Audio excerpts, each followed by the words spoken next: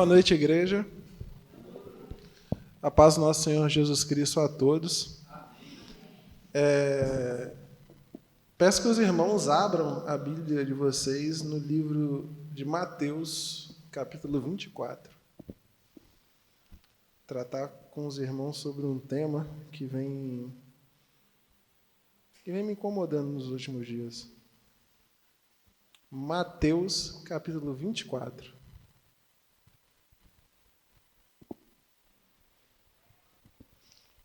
Amém, irmãos? Mateus, capítulo 24, ele fala principalmente sobre os sinais do fim dos tempos. Então, a gente vai ler um pouquinho do versículo 1 até o versículo 15, para que a gente possa ter uma pequena percepção do que Jesus falou aos seus discípulos. Versículo 1. Jesus saiu do templo e, enquanto caminhava, seus discípulos aproximaram-se dele para lhe mostrar as construções do templo. Vocês estão vendo tudo isto? Perguntou ele. Eu lhes garanto que não ficará aqui pedra sobre pedra, serão todas derrubadas. Tendo Jesus se assentado no Monte das Oliveiras, os discípulos dirigiram-se a ele em particular e disseram: Dize-nos, quando acontecerão essas coisas? E qual será o sinal da tua vinda e do fim dos tempos? Jesus respondeu: Cuidado que ninguém os engane, pois muitos virão em meu nome, dizendo: Eu sou o Cristo, e enganarão a muitos. Vocês ouvirão falar de guerras e rumores de guerras, mas não tenham medo. É necessário que tais coisas aconteçam, mas ainda não é o fim. Nação se levantará contra nação, reino contra reino. Haverá fome, terremotos em vários lugares. Tudo isso será o início das dores. Então eles os entregarão para serem perseguidos e condenados à morte, e vocês serão odiados por todas as nações por minha causa. Naquele tempo, muitos ficarão escandalizados, trairão e odiarão uns aos outros, e numerosos falsos profetas surgirão e enganarão a muitos devido ao aumento da maldade. O amor de muitos esfriará, mas aquele que perseverar até o fim será salvo. E este evangelho do reino será pregado em todo o mundo como testemunho a todas as nações, e então virá o fim. Amém. Parar no versículo 14. Então, aí virá o fim. Jesus ele passa uma lista aqui para a gente de diversas coisas, diversos sinais, de coisas que tem que acontecer até que chegue o fim dos tempos. Ele diz, até no meio do texto, que é para os irmãos, para os discípulos não ficarem preocupados, porque ainda não é o fim. Que certas coisas elas têm que acontecer para que o fim dos tempos venha. E essa sempre foi uma coisa que sempre me deixou muito pensativo. Eu sempre pensei muito sobre isso desde a minha conversão. Eu acho que todo cristão, quando se converte, ele tem expectativa no fim dos tempos. A gente tem essa esperança na volta de Jesus. A volta de Jesus talvez seja a maior promessa já feita por uma pessoa, por um homem. E a gente, quando se converte, a gente tem esse pensamento, cara, como será quando Jesus voltar? Alguém tem ideia? E podem falar, irmãos, eu estou abrindo para os irmãos mesmo, para a gente poder conversar um pouco sobre isso também. Alguém tem ideia de como deve ser o céu, o paraíso? Alguém tem ideia? Alguém já sonhou com isso? O que são ruas de ouro, casas de ouro? Alguém tem alguma ideia? Já passou pela mente de algum de vocês? O que é isso? Tem algum... Qual foi o lugar mais bonito que vocês já visitaram? Irmão Oswaldino, qual é o lugar mais bonito que você já foi?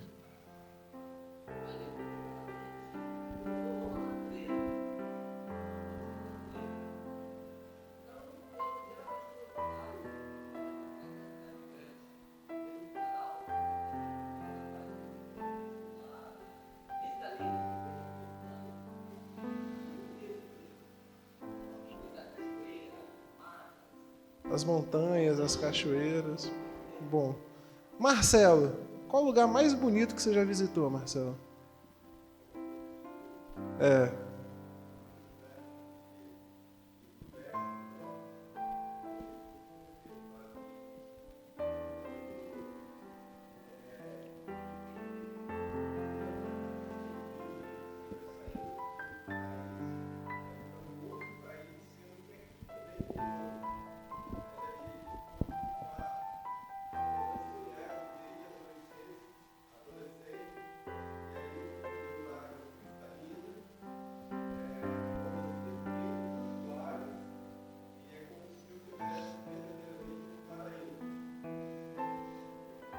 Isso aí.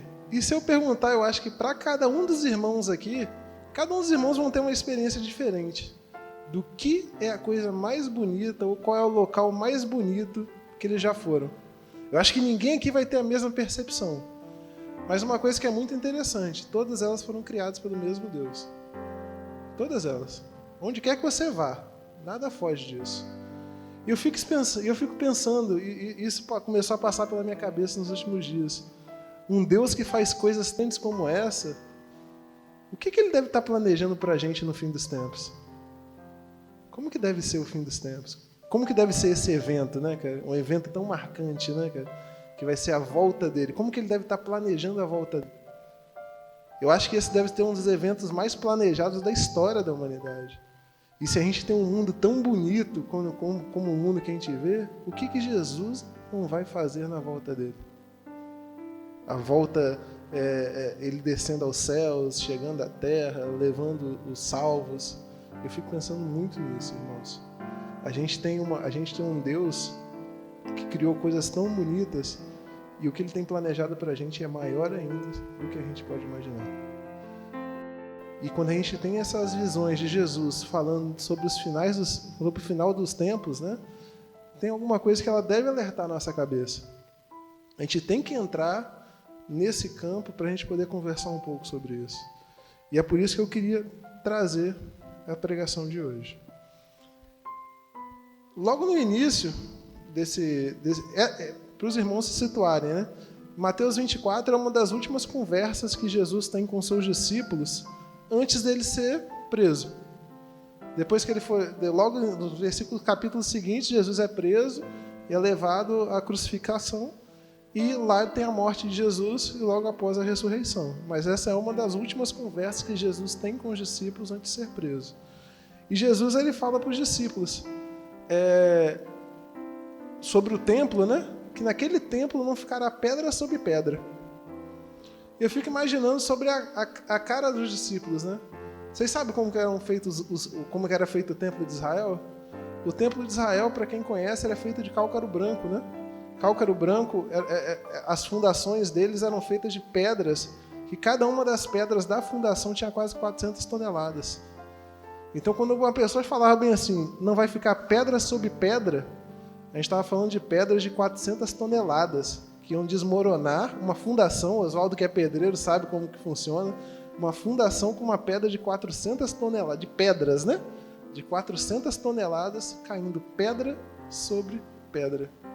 E os discípulos falando assim, gente, o que no mundo é capaz de derrubar esse templo? E Jesus previu isso, né? Proferiu isso, e no ano 70 depois de Cristo, né?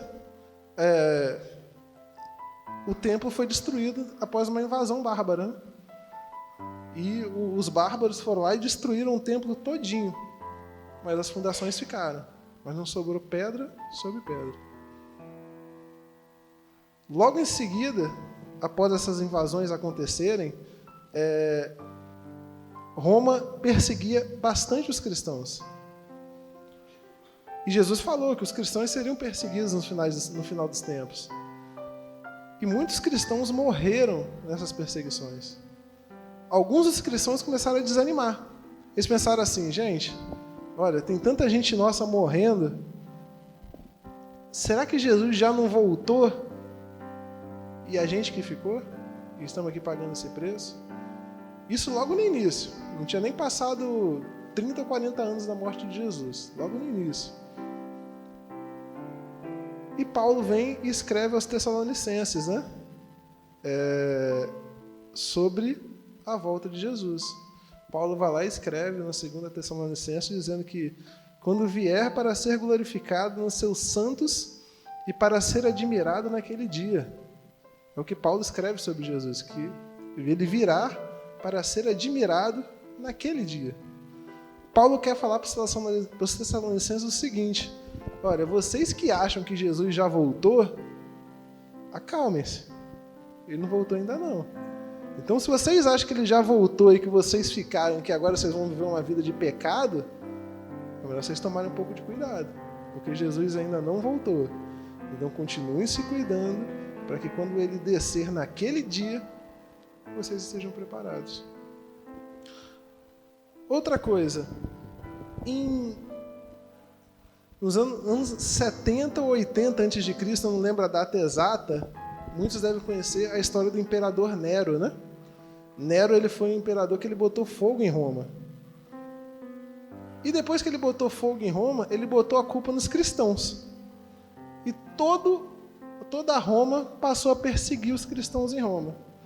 Nero foi considerado pela igreja o primeiro anticristo a existir na Terra. Só que às vezes a gente não tinha noção na época do que era um anticristo, né? Do que era um falso, do que era uma pessoa que fosse contra o cristão tão forte como Nero foi naquela época. Só que Nero não foi o anticristo. Porque logo depois que Nero morreu, a gente passou pelo menos mais 1900 anos sem a volta do Senhor. Se a gente for um pouco mais adiante, a gente vai para 1300, até 1450, a gente tem uma guerra que durou 100 anos entre a França e a Inglaterra, além da peste negra, né? Que dizimou metade da Europa e deixou vários países com fome. Mas este também não foi o fim. A gente passou por esses problemas na nossa vida, na nossa humanidade, e este também não foi o fim. A gente superou a peste negra, a gente superou as guerras, e a gente ainda está aqui. Em 1945, se encerrou a Segunda Guerra Mundial, né?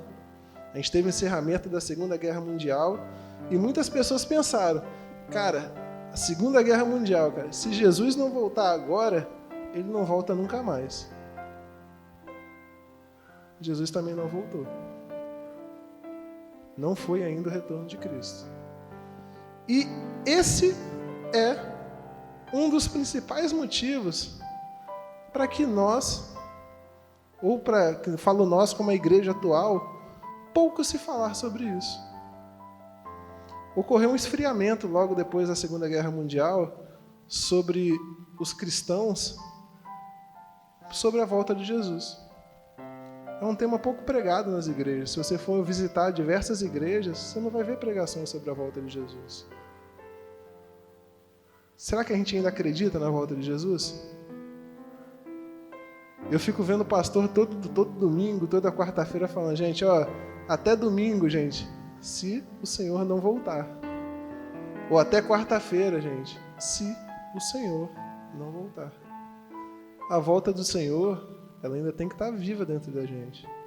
Essa expectativa, esse acontecimento, ele tem que estar vivo dentro da gente. E eu já vi muitos irmãos nesse momento dizer, misericórdia, pastor. Não volta não, dá mais um tempo para a gente. O que a gente precisa mais, gente? O que a gente ainda precisa fazer que a gente não fez? O que a gente precisa, o que a gente ainda não pode deixar para trás? Será que o que Deus planejou para a gente ainda não é tão bom quanto essa vida? Eu falei sobre os acontecimentos do passado, irmãos, e agora eu vou começar a falar de coisas que acontecem nos dias de hoje. E que se a gente não ficar alerta, a gente vai passar despercebido. Jesus também fala sobre a questão de falsos profetas. O que é um falso profeta? Um falso profeta é só uma pessoa que vai falar uma palavra contrária ao Evangelho? Nem sempre. Nem sempre. Isaías 30, versículo 10, o profeta ele fala, o profeta ele está lá falando sobre do seu povo, né? E ele fala da geração de Israel daquela época, e ele trata a geração de Israel como se fosse uma geração que queria ter um ego massageado. Ele fala que a geração de Israel daquela época queria apenas ouvir aquilo que lhe agradava.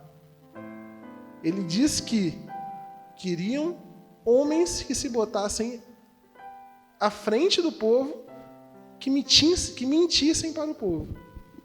Ou seja, o povo mesmo queria que alguém subisse lá em cima e mentisse para eles. Isaías não era esse homem.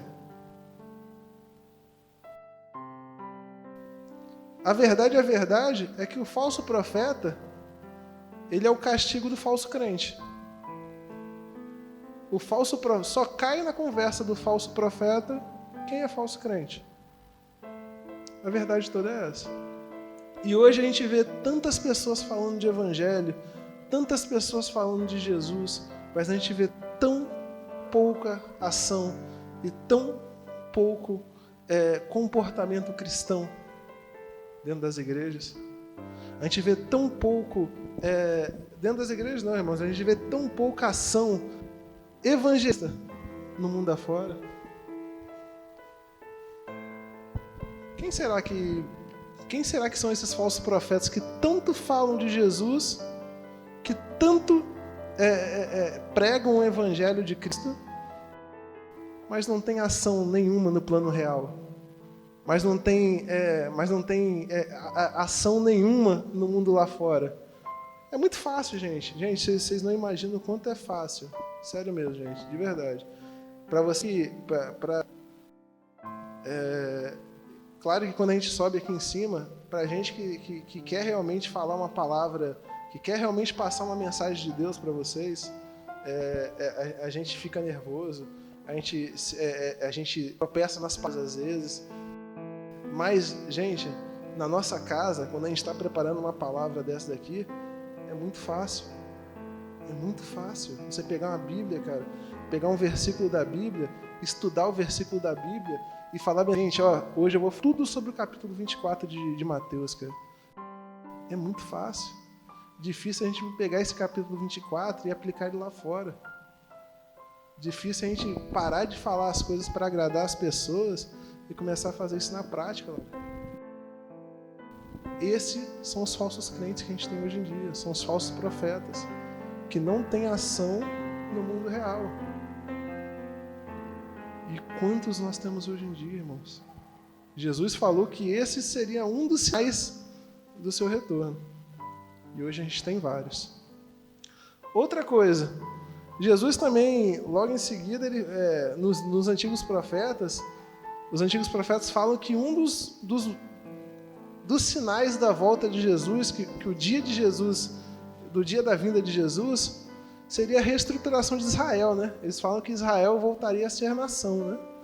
E hoje a gente está vendo aí a reivindicação do povo judeu sobre a terra deles lá em Israel, Palestina, a briga entre eles lá pela terra deles. Desde 1950, a ONU tenta transformar a Palestina em nação, Israel em nação. O que isso significa, irmãos? Significa que os judeus, depois de 2000 anos, vão ter um território novamente, como a Bíblia previu. A Bíblia previu isso. E isso está acontecendo, nesse exato instante.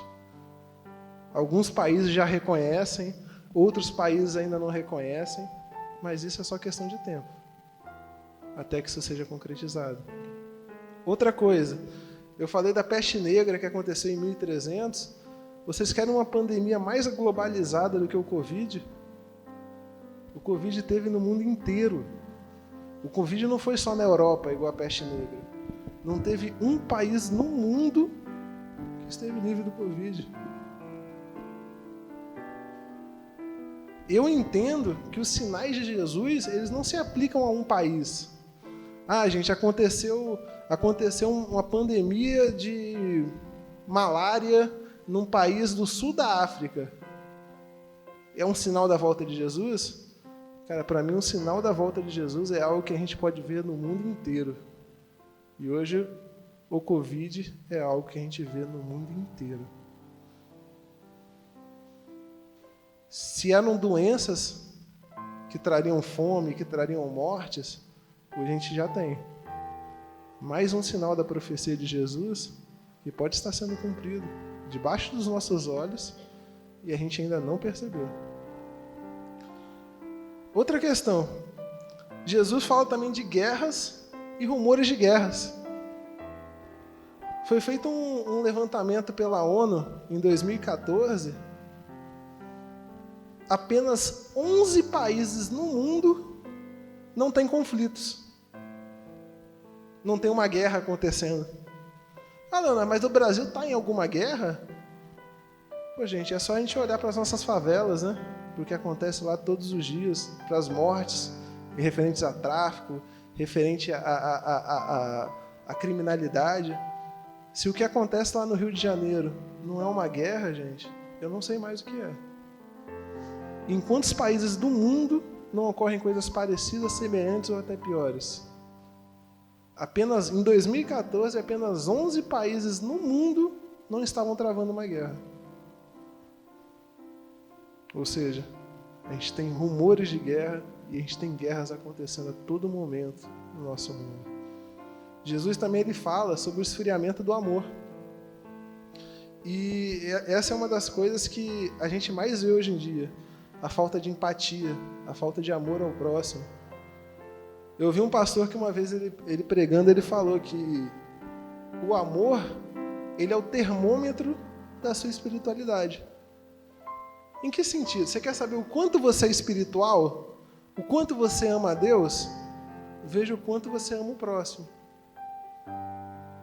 Se você amar o próximo, se você tiver tanto amor assim para dar ao próximo, você é um cara de uma espiritualidade muito grande. Mas você jamais vai ser espiritual se você não puder amar o próximo.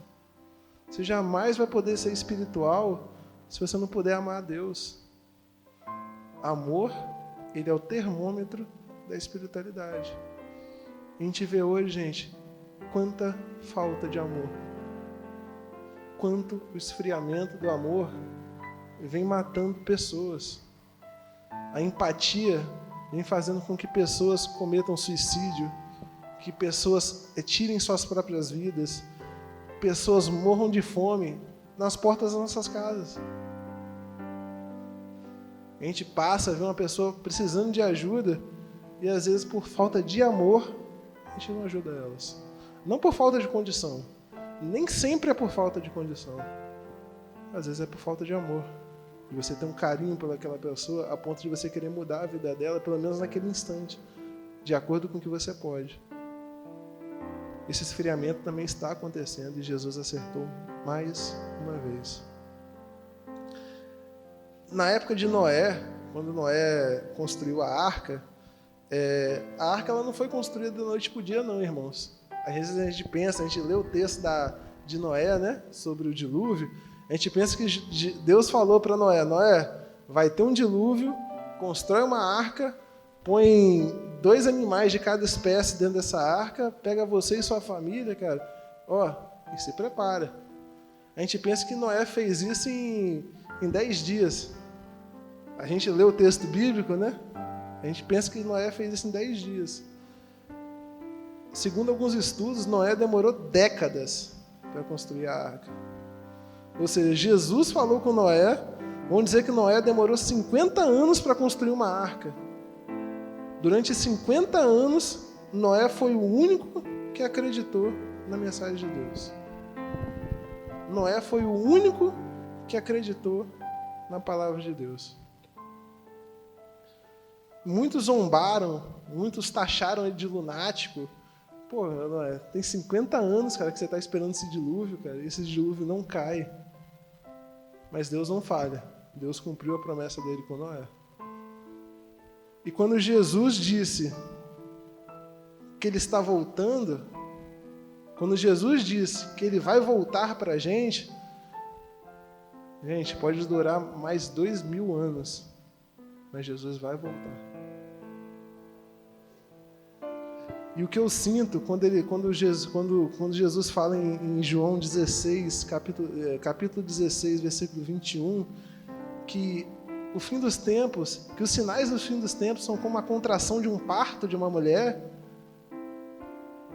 Como que é a contração de um parto de uma mulher? Quanto mais forte ficam as contrações, mais perto de nascer a criança está. Olhem os sinais, irmãos. Olhem os sinais. Olhem as contrações. Olhem quantos sinais a gente está tendo. Se isso não é estar perto do fim dos tempos, eu não sei mais o que é. E eu realmente não sei se vai ser amanhã, eu realmente não sei se vai ser daqui a uma década, eu não sei se vai ser daqui a 20 anos, eu não sei se eu vou estar vivo para presenciar isso, mas uma coisa eu sei, está acontecendo. E vai acontecer. E eu tenho que estar pronto. Porque se for amanhã, porque se for hoje, eu tenho que estar pronto.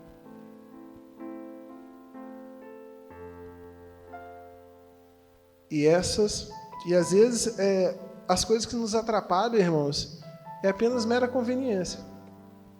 A conveniência do nosso comportamento, ela cega a necessidade de se preocupar pelo futuro. Como assim, irmãos? Amanhã eu sei que eu tenho que trabalhar. Mas eu me preocupo mais com o meu trabalho do que com a volta de Jesus. Semana que vem eu tenho uma conta para pagar. Mas hoje eu penso mais na conta que eu tenho que pagar do que na volta de Jesus. Por quê, irmãos? Porque é mais fácil.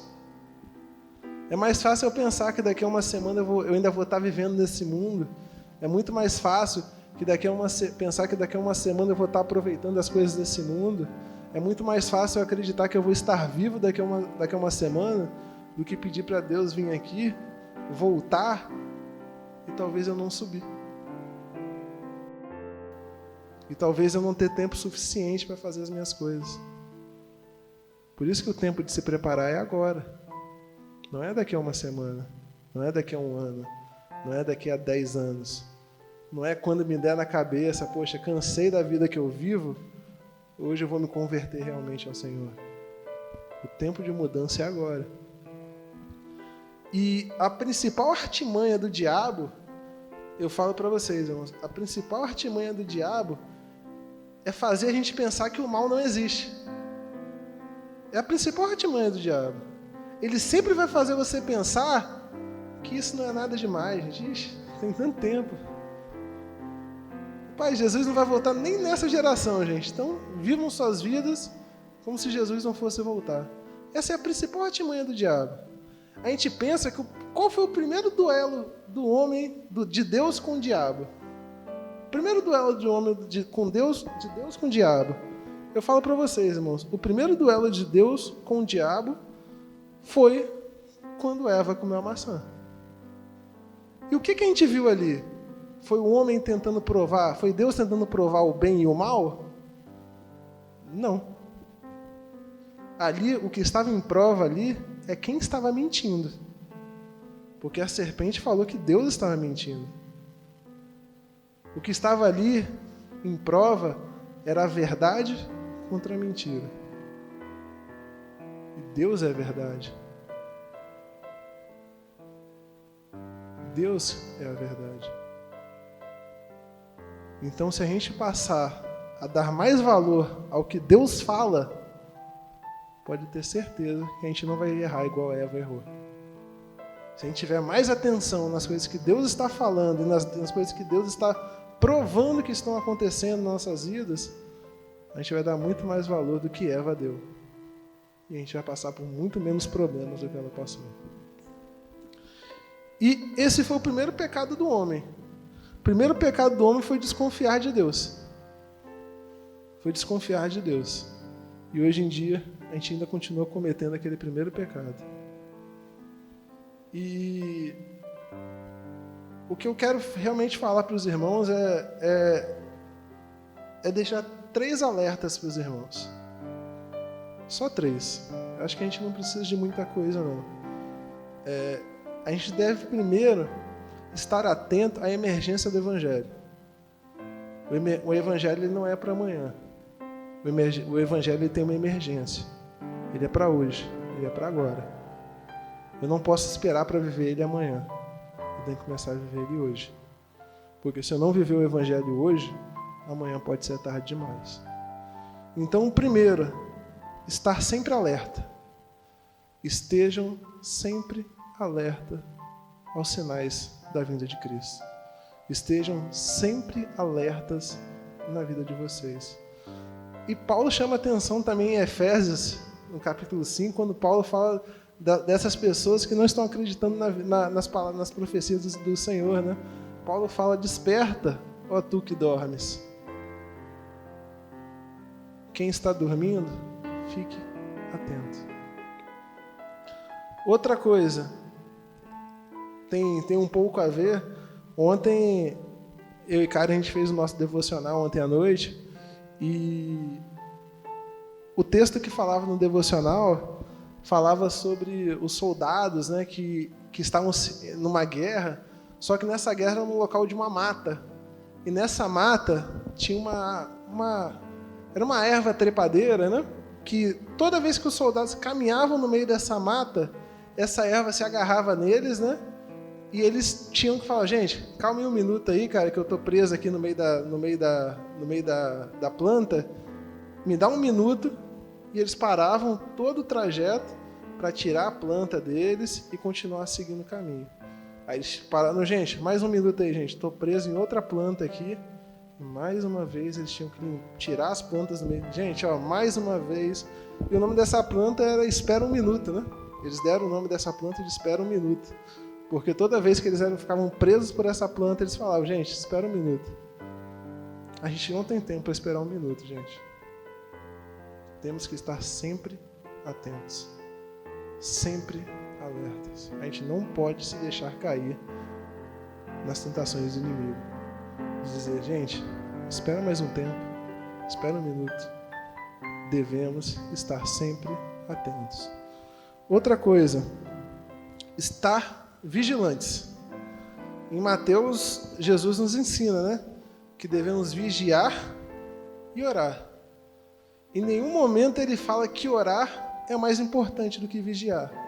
Mas os dois são tão importantes como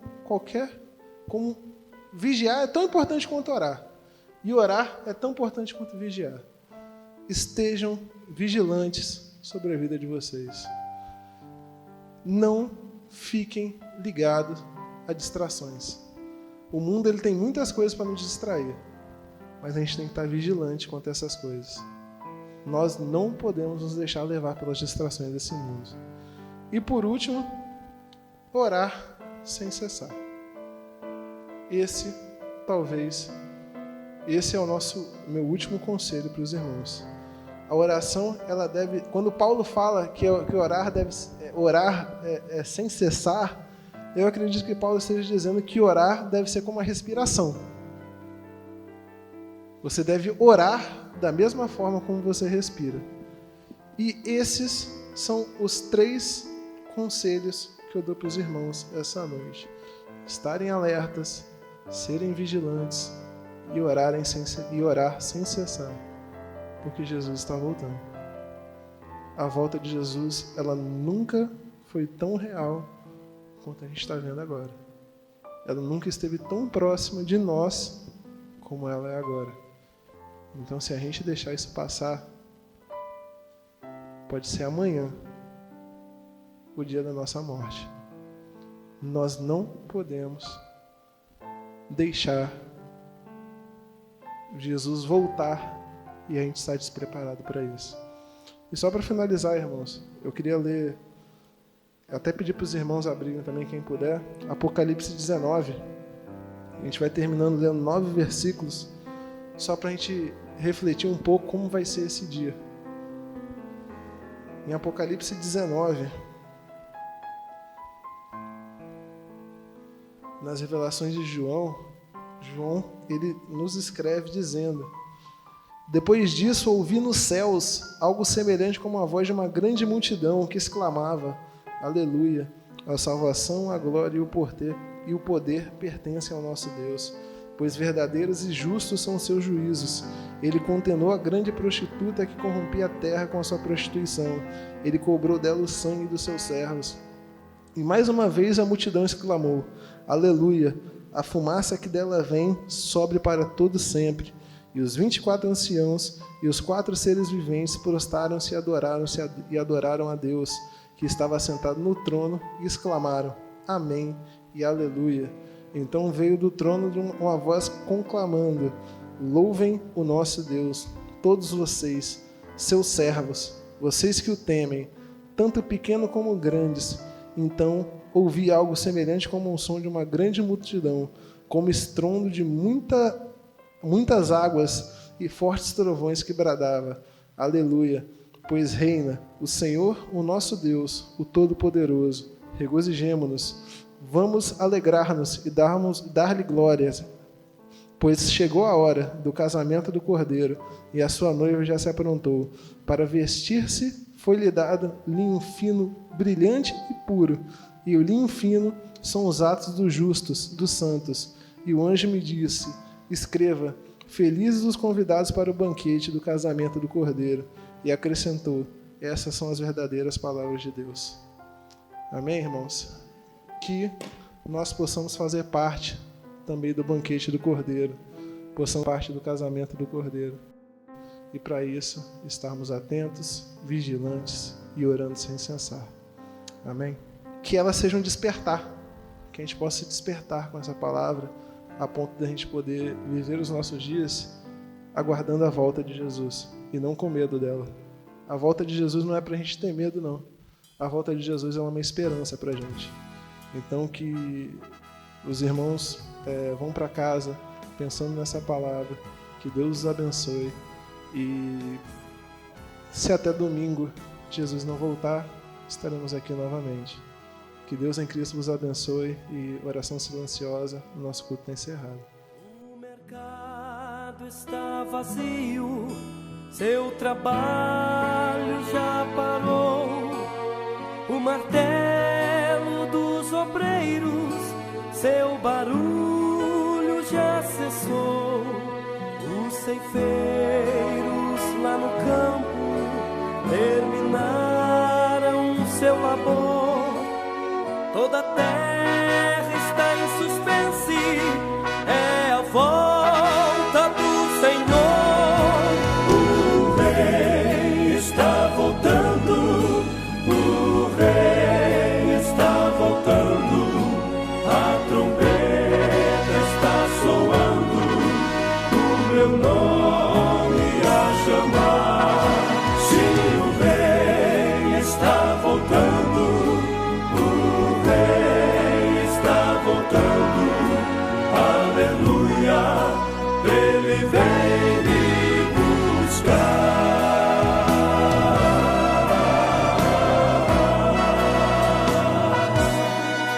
Os vagões de trens vazios passam ruas e quarteirões. Aviões sem seus pilotos voam para a destruição. As cidades estão desertas, sua agitação parou. Sai a última notícia: Jesus Cristo já voltou.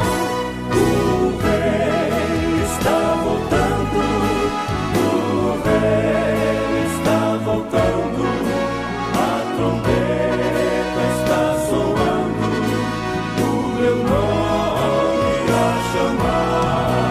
Sim, o Rei está voltando, o Rei está voltando, aleluia, Ele vem me buscar.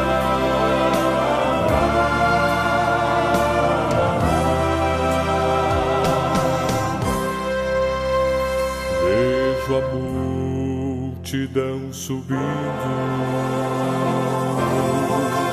ouço